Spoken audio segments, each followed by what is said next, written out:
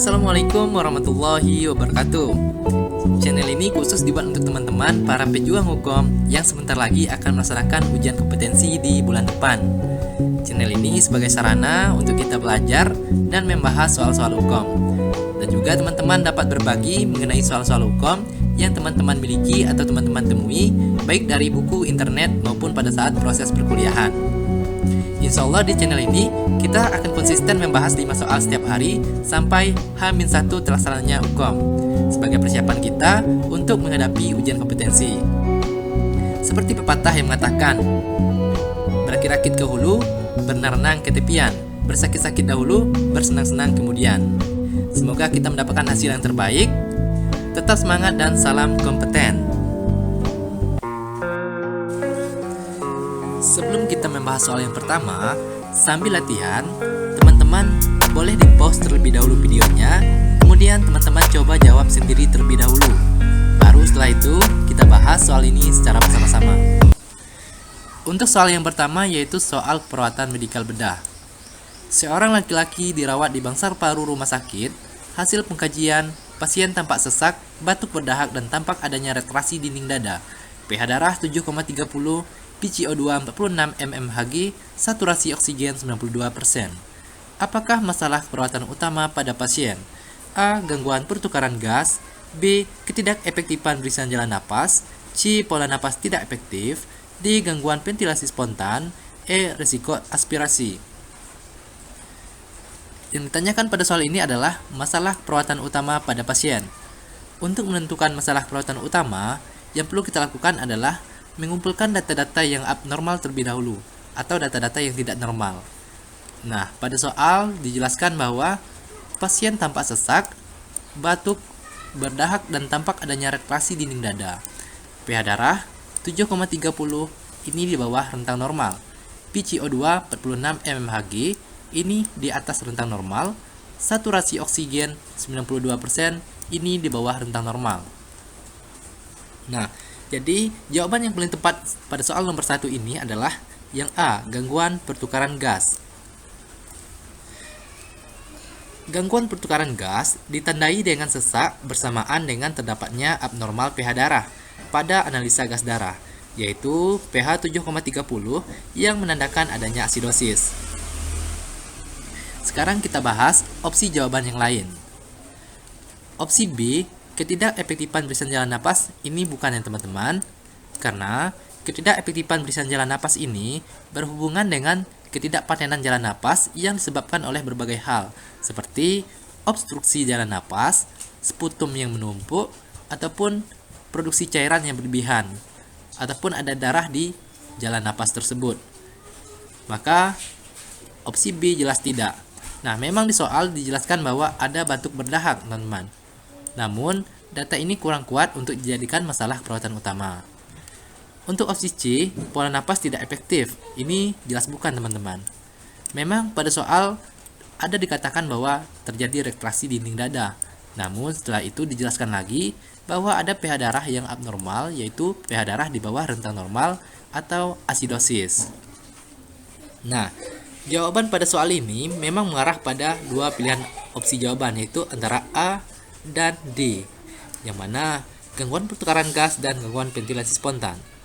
Untuk membedakan mana yang lebih tepat pada jawaban untuk soal nomor 1 ini, yaitu teman-teman cukup mengingat bahwa jika hasil analisa gas darah ini sama dan juga pada hasil pH darah terjadi abnormal, maka jawabannya condong ke gangguan pertukaran gas. Nah, jika hasil analisa gas darahnya sama, namun pada nilai pH darahnya normal, maka jawabannya condong ke gangguan ventilasi spontan. Perbedaannya cuma pada nilai pH darah. Nah, di risiko aspirasi ini jelas bukan, teman-teman, karena soal ini sudah bersifat aktual, bukan bersifat risiko atau faktor risiko. Nah, pH darah normal ini adalah 7,35 sampai dengan 7,45. Ini adalah rentang pH darah normal. Nah, jika di bawah 7,35, ini merupakan kondisi asidosis atau darah yang terlalu asam.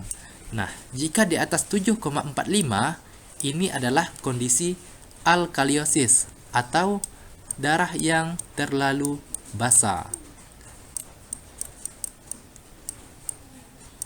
Alkaliosis ya teman-teman. Nah, jadi jawaban yang paling tepat pada soal nomor 1 ini adalah yang A ya teman-teman, gangguan pertukaran gas. Oke, kita lanjut. Kita lanjut soal yang kedua, yaitu soal prinsip etik keperawatan. Sebelum kita bahas, sambil latihan teman-teman boleh di-pause terlebih dahulu videonya, kemudian teman-teman coba jawab sendiri terlebih dahulu. Setelah itu baru kita bahas secara bersama-sama. Seorang laki-laki berusia 45 tahun datang ke poliklinik baru. Saat ini pasien sedang menjalani pengobatan TB tuberkulosis. Pasien memiliki riwayat buruk sebagai perokok aktif dan suka meludah sembarangan. Sebagai upaya preventif, perawat memotivasi pasien untuk berhenti merokok dan membuang ludah pada tempat yang sudah disediakan di rumah. Mengingat saat ini pasien tinggal bersama dengan anak perempuan yang sedang hamil dan memiliki balita. Apakah prinsip etik yang diterapkan perawat tersebut?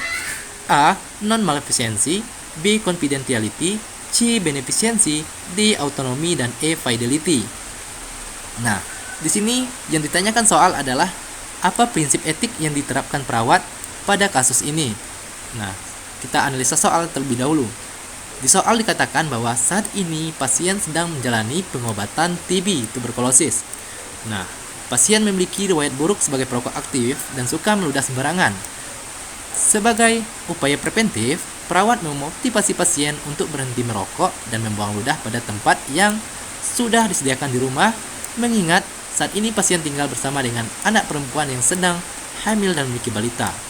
Nah, di sini jelas bahwa perawat memberikan upaya preventif kepada pasien, yaitu dengan cara memotivasi pasien untuk berhenti merokok dan membuang ludah pada tempat yang disediakan di rumah. Nah, agar apa? Agar tidak terjadinya penularan TB dan tidak merugikan si pasien ini. Maka jelas jawabannya adalah yang A, non-malfeasance atau tidak merugikan pasien atau tidak membahayakan pasien. Sekarang kita bahas opsi jawaban yang lain. Yang B, confidentiality, ini jelas bukan teman-teman. Karena confidentiality adalah merahasiakan informasi pasien dan keluarganya. Tidak ada di dalam konteks soal. Beneficence, ini jelas bukan ya teman-teman. Beneficence adalah berbuat baik yang menguntungkan pasien, yang mana tindakan keperawatan yang menguntungkan bagi pasien. Di sini, perawat memberikan motivasi pada pasien untuk berhenti merokok dan membuang ludah pada tempat yang sudah disediakan di rumah. Ini agar penyakitnya tidak menular dan juga tidak membahayakan bagi orang lain. Nah, kalau konteks beneficence atau berbuat baik, contohnya adalah jika perawat memberikan motivasi kepada pasien untuk meminum obat OAT atau obat anti tuberkulosis secara rutin agar pasien tersebut cepat sembuh. Nah, itu dalam konteks beneficence atau menguntungkan pasien. Opsi D, autonomi. Ini juga bukan ya teman-teman, karena autonomi adalah menghargai hak-hak pasien. Juga tidak ada di dalam konteks soal. Yang E, fidelity, juga bukan. Fidelity adalah kejujuran, juga tidak ada dibahas di dalam konteks soal. Oke teman-teman, maka jawaban yang paling tepat pada soal nomor 2 adalah yang A, non-malfeasance atau tidak merugikan pasien. Oke teman-teman, kita lanjut. Soal ketiga tentang perawatan anak, yaitu seorang bayi umur 5 hari belum mendapatkan imunisasi. Apakah jenis imunisasi yang tepat diberikan pada bayi tersebut?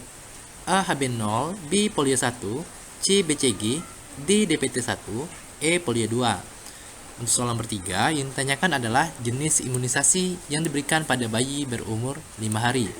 Jawabannya mudah sekali ya teman-teman, yaitu A. HB0. Karena HB0 itu diberikan pada bayi usia 0 sampai 7 hari.